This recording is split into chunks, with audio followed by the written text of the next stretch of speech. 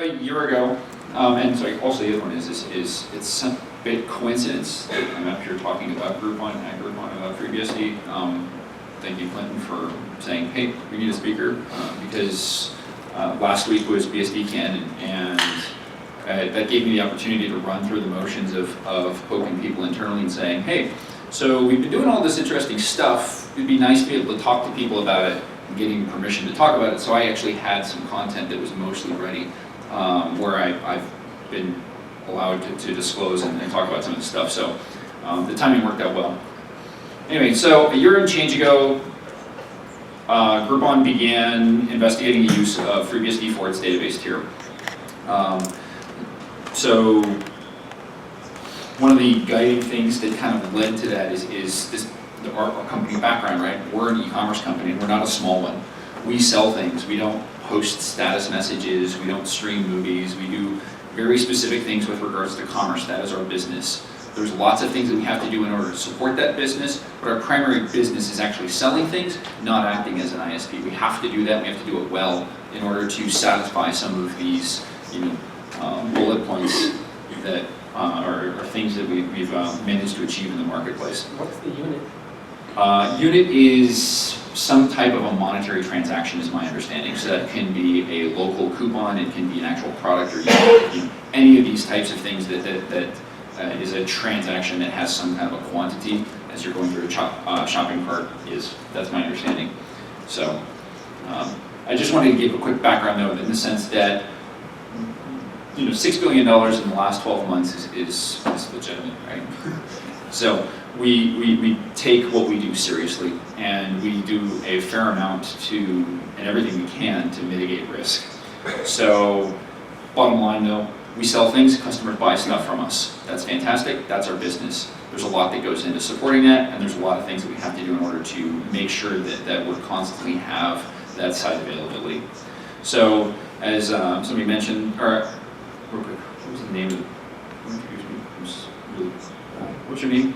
Guy, sorry. What was that? Guy. Guy, thank you, as Guy mentioned here. So I've been using BSD for quite some time. I started in '98. I did a bunch of stuff with the advertising industry. Back in the late 90s, had a business that was doing 100 million unique IP addresses a day, which meant a whole lot of short-lived TCP connections. That was an interesting situation in the sense that we had some interesting bugs, maybe I'll come back to that, but one of the things that happened in my thing that got me started in FreeBSD was my boss at the time took a CD, Walnut Creek 226, drove off to the data center, came back at the end of the day, but in the meantime, all of our servers had bounced, and at the end of the day, all of our response times had gone down by about 30%. And at that point in time, I was like, this is pretty cool. And ever since, I've been, by and large, involved in the community in some form or fashion. Along the way, I survived the FreeBSD 5 era, which was a little bumpy, but managed to do a data center running FreeBSD 5 for all of our hosting internally. FreeBSD 4 was pretty much the perfect operating system in terms of the kernel for unit processor. So, and currently I'm an operations architect here at Groupon, so had a reasonably interested history of working with FreeBSD in large production capacities. So, what's it mean to be operationally successful, right? Typically, what we care about is the site up, right? And that's what we're going to focus on today. So, some of the operational challenges that you typically need to, pay attention to with regards to availability is what's your data fidelity, right? Bit rot or rot is one of the colloquial term, right? You care about probe performance or loss of infrastructure. So there are various strategies for handling this, and FreeBSD addresses a lot of these and did for us. So when we were looking at some of the challenges and things that the types of problems that we, and we're not unique in this, have to deal with and cope with are, specifically data integrity and potentially performance, right? Or what we care about is the ability to go and interrogate a box and figure things out. So, quick couple of tales about ZFS. So, this happened. This actually, if you look at the date, this just happened, right? And the first time you see this happen, this is kind of life-changing, right? zpool scrub, totally healthy box, in the middle of production, does its thing, comes back and reports out that 4.5 thousand 1.5K records came back as repaired, right? On any other file system, that would have been some file in lost and found, or it would have been silent corruption in the middle of a file, or something or worse, right? That's fantastic. I like, when you see this, it doesn't happen every day, thank God. Hardware actually works pretty well, but when it does, you're just like, this is amazing. This is just amazing, right? And the thing is, operationally, this is a non-event, right? It's a really nice reminder when you hit z-pool status and you see a non-zero value come back for the number of pages repaired. And you can just, I don't know, you're like, hey, so that happened. Okay? So, the second thing though that I can say, this is a little bit more interesting. So, if you've ever seen this before, you know you've had a bad day. So this was a database that we had in our environment, and this particular database was actually, we had a RAID card in there. So with our automation and tooling that we have in place, when we see a system that has a particular RAID card, we install a bunch of checks that will sit there and ping the RAID card and ask for status and say, hey, are you healthy, right? And we do this constantly to make sure that we have integrity of our RAID card. Well, we're using ZFS in this case, and in order to get reasonable performance out of this RAID card, what we do is we export a bunch of RAID 0 single disk units to the operating system, right? So we don't do this typically. This was in our pilot program in order to qualify and figure things out, whether or not like, hey, this was legit and viable. By the way, it was.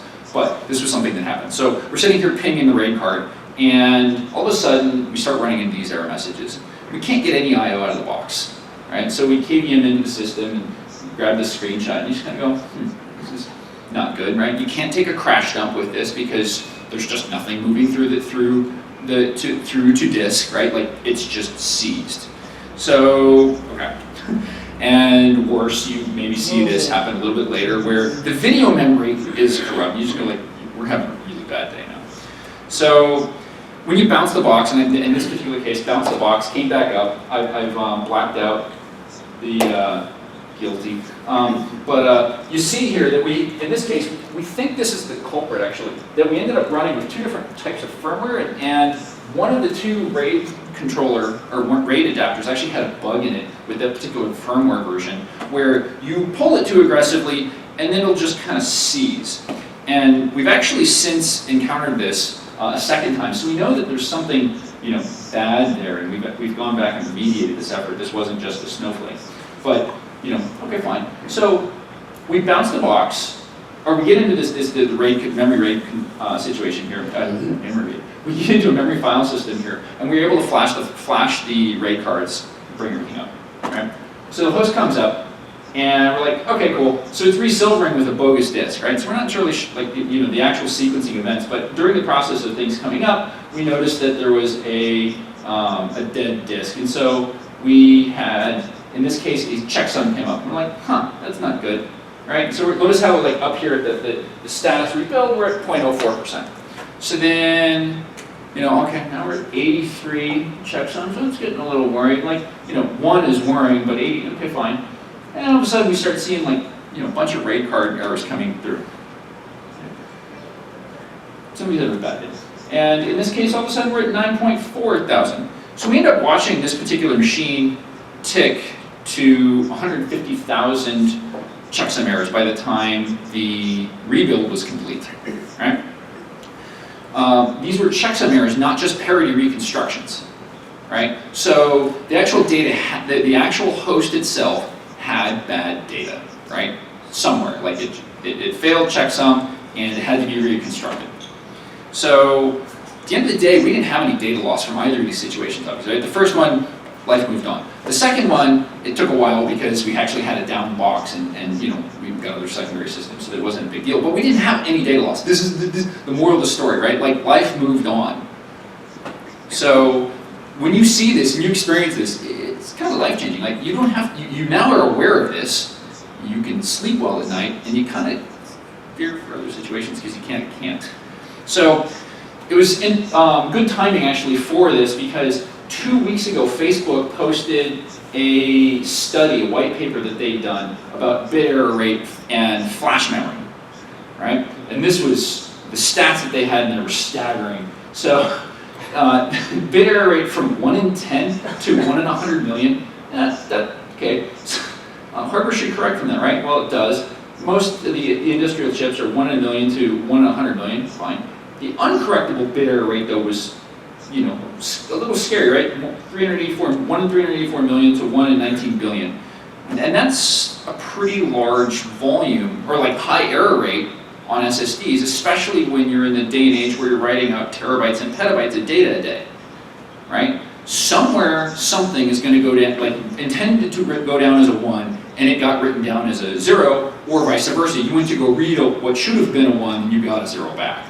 So kudos to Facebook for posting some really useful numbers for the industry. We have seen some interesting things internally with regards to Flash. Yeah, I'll just leave it at that. But you have a breakdown by vendor? We do internally, yes. Okay, it's not published. This is not published, no. But ways that you will potentially see this, actually, here's some image or bit rot. And we did a training a while ago, and we were talking about ZFS, and somebody actually in the middle of the training said, I just had one of my favorite photos, he's an amateur photographer, one of my favorite photos that I was working on come back as a corrupt file. Like, and I'm like, yeah, I'm so sorry. There's just like, I know how to help you, but there's a solution for that, right? Anyway. So ZFS is a fantastic thing. We make aggressive, we like to be able to rely on ZFS. It is very helpful for our environment, right? Moral of the story. There's other things that come with ZFS that I wasn't prepared to necessarily talk about, but snapshots are free. We take those aggressively. They're very, very useful, right? Administratively, if the box is up and you blow something away, whoops, right? Like you go back in time. The other one that we actually do more aggressively or more frequently, and this is just one of those ones where once you get it worked into your workflow as an additional tool that you can make use of as an administrator, is taking a snapshot, doing some type of work, rolling back, and having this take seconds, right? So snapshots are free in ZFS. They take microseconds to take, and it doesn't freeze the file system. This is a really important property because it's right? And the ability to send ZFS snapshots around. So administratively, this is a really big deal. And it's just, yeah, really big deal. So you get, of the operational challenges and things that we were considering when we went into to look at FreeBSD was the fidelity of ZFS address that, great. So what about performance, right? When you have some kind of a distributed system or complex system, you've got this black box effectively of an operating system, and you really don't want that. And it's not to say that observability is poor everywhere. However, you really do want very good observability. So, in the case of FreeBSD, a lot of the high-level stats are very easy and very appealing, right? These are demonstrably easy for us to go and teach, and for people to go and quickly go and interrogate the system and figure out what subsystem is doing what, right? So in this case, this is sysstat, to look at interface stats, great, nothing fancy here. If you wanted to go and look at netstat, right, we're all familiar with that. sockstat, this is one that I just heard actually that Linux has recently added back, or is somewhere exists in the Linux administrative order. But this is one that I always miss every time I go back to an old Linux box. Netstat-S. This has been a lifesaver with a number of really, on both any operating system, but this one, it frequently gets overlooked as a debugging utility. And there's some really good stats in here further down in the output that will hint at various pathological problems that require a lot of investigation to figure out. FStep. Basically, there's no LSOF, right?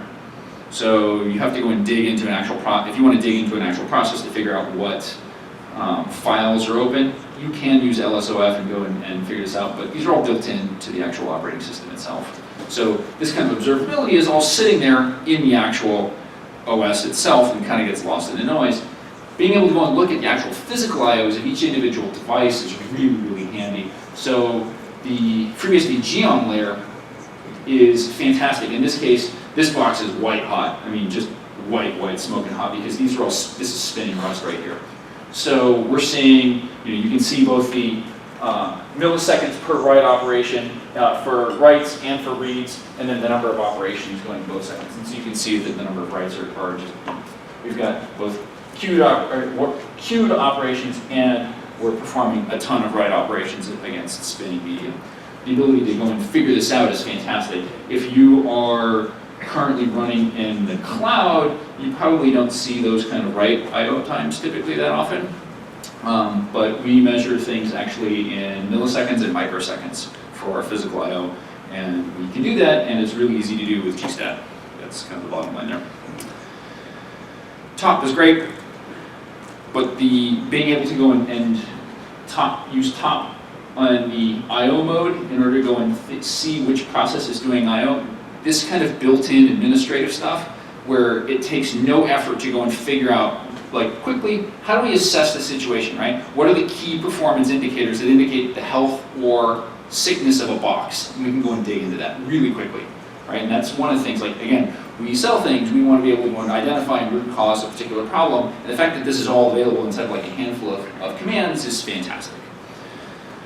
So for everything else, there's DTrace.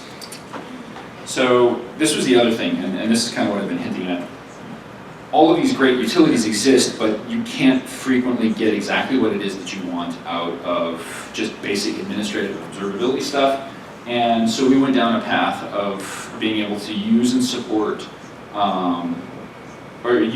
the ability to go and use DTrace to go and interrogate the system, so that in the event that we actually had some kind of a performance problem that was time sensitive, latency sensitive, we actually had tools at our disposal to go and solve this in a reasonably timely manner. So in this case, I'm looking at write latencies and read latencies measured in nanoseconds for the MySQL and MySQL process for both writes and for reads. And so what this means here is, in the case of the top one, MySQL D write, we had 22.8 thousand write operations that completed in 2,000 nanoseconds, right, or 2 microseconds. So that's fantastic, right? Like, the ability to go in and quickly, bust out a little bit of DTrace. It's a little arcane. I'll show you the code here in a second. But to be able to go and pull this out and then be able to say, no, I can say with certainty that in 65 microseconds we had only 683 write calls, and there's nothing slower, right? Like, there was no 95th percentile slow write I/O. This is great. Same on the read side of things, where you can potentially go and figure out, like in this case, there's a bimodal distribution of the read latencies for I/O coming back from CFS and off of the SSDs in this case. So, also similarly, you can get other information in the case of the actual size of the reads and the writes. So, nothing too exotic here. The actual code for DTrace is useful, and once you get your head wrapped around it, it's actually not too bad. In this particular case, what we're doing is we start and grab a 60-second counter every second. Once a second, it ticks, and we decrement I. When it hits 0, we exit. And then what we're doing here is we're looking for the entry points for the VOP read and write layer. We go and store some information, quantize that, and then when the counter hits 0, we go and print this out. So this is really useful because we can write scripts like this, export some information, and get very high-level summarized stats about every single piece of everything that's got a DTrace probe. And in the case of FreeBSD, I think it's last time I looked at 65,000 something, 67,000 or 200 something thousand. I could go look here in a second. Actual DTrace probes that are kicking around, and then we print it out, right? So we use that for not just I/O, though it's one of my favorite ones because it just seems like all problems show up on disk, and the ability to go and figure this out is huge. So in this particular case, I wanted to go and figure out the time for all of the system calls. Great, that's pretty easy to go do. This was a very simple one. You have to Control-C over this one; it doesn't tick down, but. The other thing that we've run into is we actually got some performance wins out of this. Now, by and large, performance has been comparable between Linux and BSD. This is born on the most popular question we get after we've made this change. And it's basically a wash. We've seen some performance improvement. We've seen some negative performance. For all intents and purposes, it's identical. Where we have seen improvements, it's been because we've had some kind of architectural change, or because there's been some incremental hardware improvement where it's like 5-10% faster, and that's just attributed 100% to hardware. In this case, what we're seeing here is a performance improvement because we were going from mirrored Fusion IOs to a very wide set of mirrored SSDs in ZFS. And What kind of SSDs? these particular ones were HGST STEC. Interface? SAS. Dual port SAS, I think. Okay. We've moved to different technologies since here, but yeah, if you can see like the database response times, and you actually do some measurements over this, it's pretty decent. And the reason we had two measurements here, there was a bounce of the box in between, so we actually realized that we kind of screwed up the tuning a little. So, but by and large, like I said, there's effectively no performance difference. And it kind of drives me insane how often we get asked that. If you've got a billion pages worth of data or a billion rows worth of data that you need to sort, and it's got a quick sort the same in Postgres on Linux as it will on Postgres on FreeBSD because it's all in user space and it's quick sort, right? Like there is some overhead from the kernel, but it's not going to dramatically change the overhead of the operation of sorting a billion rows. So, Sean, what's the file system used on your Debian instance? Oh, I should know this off the top of my head. XFS maybe? I think it is. Yeah, even this guy would know. So XFS. Is it XFS? Yeah. Anyway, so once we kind of checked off the performance thing, like because we had the data, like we were able to measure things like latencies of system calls and get with high degree of certainty that various operations were completing and consistently in small amounts of time. We were able to check that off and move on as well. And then HA is a pretty simple one. We do more than just this, but one of actually we've moved away from this, but it's one that I'm going to bring up for now because I can't talk about the alternatives right now, is CART, which is basically a VRP implementation. It's there in FreeBSD. It's kind of a part of the toolkit itself. If config, blah. This is all a part of our cconf, and you're kind of done. As long as they're on the same L2 segment, it just works. It's really convenient because it took no effort basically to get it set up and running. Yes? Is this sort of just a single node OS, or it can be used as a cluster OS? Is it cluster? Yeah. It is single node, single host. So what kind of cluster operating system right now you guys are using? We do not use cluster operating systems. How do exactly, if you don't use that, how do you manage your cluster? The administrative tools for managing a system at large. We use Ansible for system configuration management, along with a bunch of other tools, but I can't say that we do use Ansible. Yeah, but Ansible share typically for, as you mentioned, for configuration management. Correct. How about for self-provisioning, orchestration, automation? Yes, I cannot talk about that right now. Okay, I understand. Yeah. We do use other tools, but we Is compile. that an in-house tool or commercial tool? You don't mention the name of it. In-house We're or- using actually a mix of in-house and open source stuff. Okay, I'm just curious. So, yeah. But yeah, we did generally compile out, and then we're very much moving in the direction of immutable infrastructure that we will manage at runtime, different than what we do when we compile at provision time. So they're just fundamentally different problem spaces. So things that we've put in use on FreeBSD, the first thing that we got out the door was backups, right? If you've got large amounts of data that you need to hold on to for an extended period of time because we are a publicly traded company, we need ways of both holding on information, expiring old information, making sure that the information we do have is there with integrity for an extended period of time, right? These are things that ZFS does for us. So backups were actually I don't want to say an ancillary thing that fell out of the database work, but we actually started moving down the road of using FreeBSD for the database tier, and then along the way, we dropped off a backup solution internally that uses ZFS extensively. So that was actually the first thing that made it into production. Not that long afterwards, though, we had databases starting to kick around on FreeBSD. Databases are obviously just a much harder problem to go and administratively tackle than, let's say, backups, which are very easy to capacity plan and forecast for. So we are, I can't.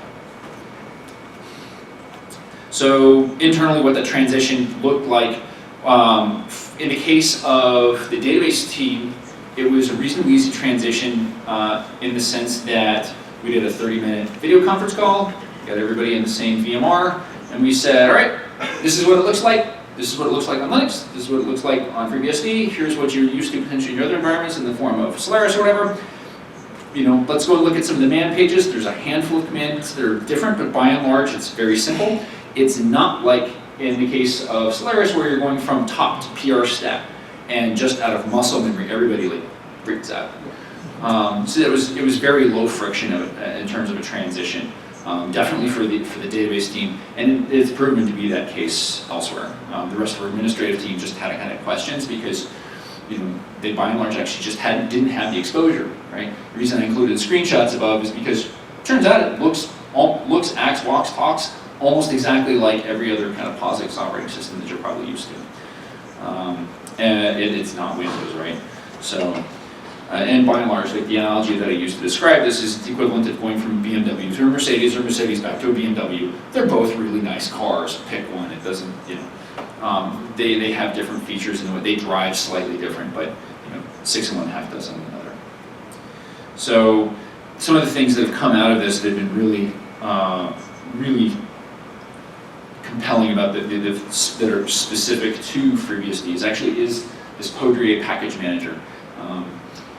What this is it goes and does a ports build in isolated jails. So when we want to go and rev our packages, we actually compile with options and specific internal packages that are specific to our environment, and we do that with our own specific kernel, and it takes about 40 minutes, right? It does a full build world, both a full build world and a full ports build in 40 minutes. So like soup to nuts, probably 2 hours worth of administrative hand-holding.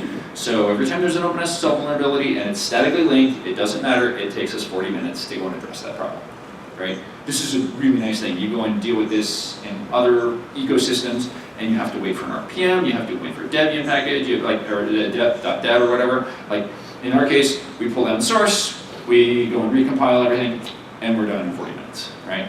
And then we go through and we have administrative tools to go and update stuff internally. But this is really, really, really nice. Because our packages are also always AVI compatible with our world. So the fact that we can do this makes for a very consistent deployment mechanism. It wasn't free. We did have some upfront challenges, and it was like an investment in that, like the Pixie environment is a little different. We already have an existing infrastructure, and we needed to make some changes in order to support this new environment. So we had a little bit of we had to do some shimming in to go and get things into our Pixie environment, into our provisioning environment, so that we could onboard and do asset management for equipment. We had to go and build that on Postgres. Like the Postgres is fantastic. It didn't take much effort, but it took some effort. And we also obviously went and built our own kernels configs. The investment wasn't huge, right? There is an investment. It definitely paid for itself. Some of the things that we're looking forward to, some technology that we're specifically looking to leverage on FreeBSD. VXLAN I mentioned, is down at the bottom. The OS virtualization, there's some neat stuff that I got to see last week at BSDCAN that was really exciting, where you could run a Linux 64 binary on FreeBSD, which means that you're not doing hardware virtualization, you're actually running on top of software virtualization, or you virtualize the OS. So it's doing syscall mapping internally effectively.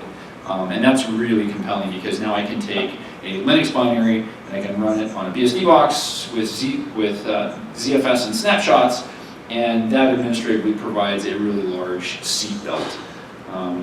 Yeah, some of the stuff that's going on from HashiCorp in console, and the fact that Go and all this is a native first-class citizen, this is actually very interesting. One of the things that the unit of administrative care used to be a single server, right? Like you used to have naming conventions where you would like characters out of movies or something like that, right?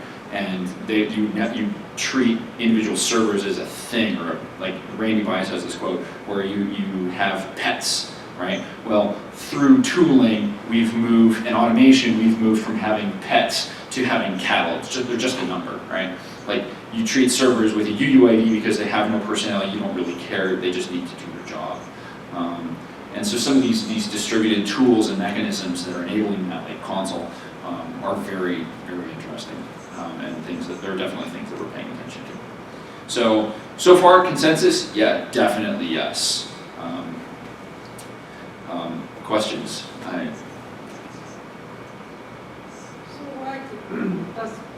So you mentioned the performance, they're about the same. Yeah.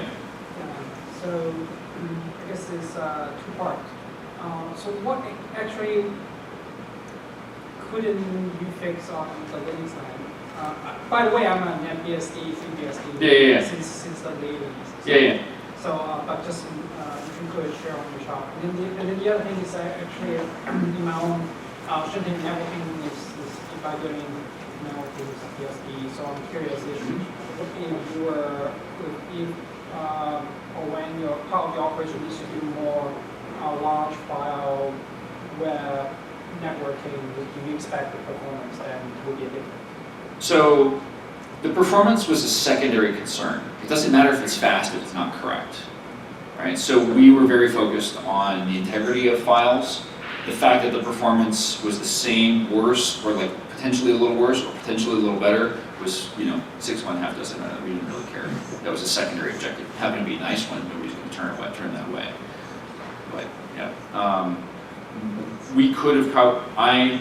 We had tuned the Debian kernel and had tuned the FIO drivers in order to supported specs for maximum performance. The reason that I think that there was a performance gain there had more to do with mirroring of the Fusion IO cards than it did for anything else. So, yeah. Besides performance, was there something that couldn't have been fixed on the Linux line? The observability characteristics, like there's a whole bunch of things, and it just kind of becomes compelling enough. It's like, okay, we're going to go do this. Yeah. I know it's compelling. Is there a group out there or some department out there that kind of continues where you left off and saying, okay, at this point, Linux doesn't better this kind of application? Internally we use both, right? It's just a different tool. Okay. Yeah, it's a different tool. They've got different kind of, I don't want to say sweet spots, but like functionally we're using, each operating system for slightly different things. Performance is about the same, but have you seen differences in stability? We have been pretty lucky in the sense that we haven't experienced a whole lot of OS instability. We've had more, like OS instability has been less of an issue. We've had more in the form of hardware instability, just because of like probability you're going to have some percentage of your fleet that's going to fail. We have had some OS instability. We have had some tuning stuff. By and large, our environment's reasonably stable in the sense that it's predictable, forecastable loads that we're able to go in and manage in advance. So it's not like we're toppled by something. We have had some situations where while we've been onboarding and going through the transition period for some of this stuff, where it's like that tunable's one, right? Like ZFS is tuned out of the box for spinning Rust, right? Not for SSDs. So you put something in production, you go, that's wrong, right? Like I know it should be doing more than that, a lot more than that. You kind of dig in and you're like, that's an incredibly low default. Okay, I understand why. So, So that more than almost anything else. I just kind of asked because we're right around the corner from another Leap second announcement, and Linux has had really bad luck with those in recent years. But maybe FreeBSD hasn't. Yeah, so one of the things that we've been kind of toying with, and we haven't committed to doing it, but like we're contemplating doing just from a stability perspective is the .0 release is always scary, right? So if you've got, let's say, a 2-year release cycle or a 6-month, I don't care what it is, right? You've got some kind of a release cycle that's larger than working memory. That's typically problematic. How do you go back and address, the fact that between, let's say, FreeBSD 4 and FreeBSD 5, there was a large time gap between those two, and what changed, right? In this case, what changed? How do you go back and reconcile that, right? So since most of the things in the case of FreeBSD have shaken out, and there's still stuff going on, right? But track current, right? All of the framework and processes, like it used to take hours and days to go and do some of this stuff, right? Now I'm talking 40 minutes, right? Like you can go in and pull out a copy of head on Monday, push it into production, or do that, let's say 9 a.m. on Monday morning, push it over to staging, got automated failover, right? Like this is 2015. You can fail over by noon, right? Get a week worth of smokes testing out of it, observe the performance because you have these observability tools to go and look at what your latencies are, which wall clock time, generally speaking, is kind of what you care about at the end of the day, right? And then go and see if there was some form of regression. And if there was, fine, you just don't roll out with that, right? But if there wasn't, or I'm sorry, if there was, you only have a week or two worth of changes to go and look through, right? And that's a really manageable problem potentially, versus going back and having to go and uncover the last 2 years worth of whatever, right? That's entirely too large. And at what point, how do you bisect that problem? In a 2-week window of a release window or once a month window, whatever, that's a much more manageable. We haven't committed to that, but it's something that there's a certain amount of appeal there. So we'll see. Yeah. What kind of infrastructure do you guys have? Is it like co-location, your own data center, or public cloud, or sort of hybrid? I can't talk about that. Sorry. What? I said I can't talk about that, sorry. I mean, your culture is very close. There's some things that I have been vetted for disclosure and discussion, and some things haven't. So that information may be available, but I'm not going to be the one giving it. So you need an authorization. What was that? You need an authorization. Maybe. It's not a Netflix, they can, whatever they think, okay. That information's They don't all have a public. culture. Yeah. What are the questions? So what are some of the big companies supporting FreeBSD these days? Supporting it? I know that Support contracts or? I know that iXsystems does. Beyond that, I'm actually not sure. The working set for us when we go and do a release and a build and everything else is like 100 megs. So it's not a huge insurmountable thing. We're reasonably adept at digging into it and figuring things out. One of the things that's actually really appealing about FreeBSD is the fact that kernel is 75 megs with debug symbols, and the base is another 100-something megs. It's 400 with debug symbols and DTrace. It's teeny. Do you throw any third-party apps at it to measure security or kernel security? Can't talk about it. Maybe I should rephrase my question. Because I'm kind of reevaluating. Every time I turn around, it seems like in the Red Hat world, the kernel has a huge security patch or something, and that's got to reboot all the databases and all that. Yep. Have you seen a similar kind of kernel patching going on in the BSD world? Go look at the public disclosures coming out of the security officer for the FreeBSD project. It's pretty manageable. So monthly or? I'll let this guy talk about it. Well, so I think it's in an ecosystem this heterogeneous, it's hard to make definitive statements about security. Right? You can talk about specific branches that have embedded and changed in very small incremental ways over time. They have one security profile versus current, which could be the Wild West on any given day or not so bad. Then you have forks like hardened BSD, which are proactive attempts to go and harden things that seem like obvious attack surfaces. The kernel is an enormous attack surface. It has a very large amount of API, let's just put it that way. Well, both API and SPI, which are not differentiated in FreeBSD. Yep. So unless you're really committed to fuzzing the crap out of the syscall interface and all of the special devices that grant certain access and routing interfaces and whatnot, essentially the semi-private, there's a public SPI.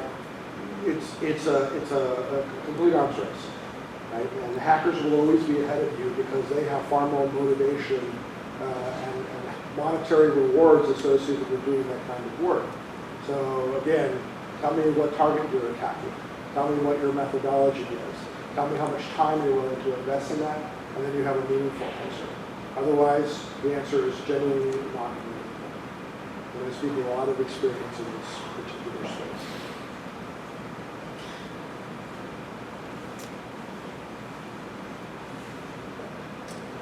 Other questions? What kind of technology stack do you have? If you can say a little bit, You mentioned If you want, if you Yeah. want, you can go So look. a lot of open source or no open source at what? BSD is open source. Oh yeah, we So- do make pretty aggressive use of open source. So That's, you can tell from our public speaking our record. application stack. You can probably dig into some of that from our public speaking. I don't know. That I can talk, sorry.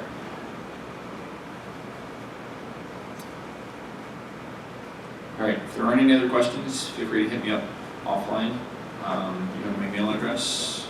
Thank you guys for having me. Thank you.